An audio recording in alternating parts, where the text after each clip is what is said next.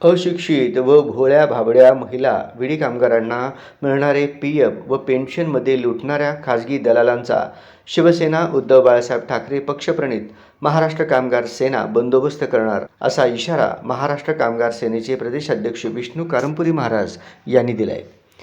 ठाकूर सावदेकर विडी कंपनीचे व्यवस्थापक महेश कुंभार यांना देण्यात आलेल्या निवेदनात सदरील विषयास अनुसरून विनंती करण्यात येते की आपल्या विडी कंपनीत काम करणाऱ्या महिला विडी कामगार रिटायर झाले किंवा स्वेच्छानिवृत्ती राजीनामा दिलेल्या कामगारांना केंद्रीय कामगार मंत्रालयाच्या प्रायव्हेट फंड विभागाकडून पेन्शन व प्रायव्हेट फंड मिळतो।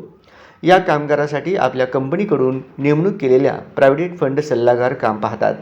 असे असताना कंपनीतील कर्मचारी, ब्रँच मॅनेजर, चेकर, पानवाला, तंबाखूवाला व इतर कर्मचारी त्यांच्या हितसंबंधित असलेल्या माणसाकडे महिला कामगारांना जाण्यास सांगतात।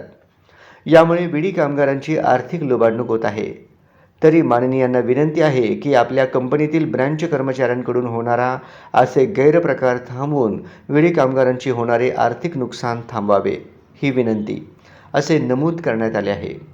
ठाकूर सावदेकर विडी कंपनीचे व्यवस्थापक महेश कुंभार यांना देण्यात आलेल्या निवेदनात असे नमूद करण्यात आले आहे। विष्णू कारंपुरी महाराजांच्या नेतृत्वाखाली निवेदन देणाऱ्या शिष्टमंडळात विठ्ठल कोराडकर, रेखा अडकी, गणेश म्हणता, गुरुनाथ कोळी, श्रीनिवास बोगा आदींचा समावेश होता।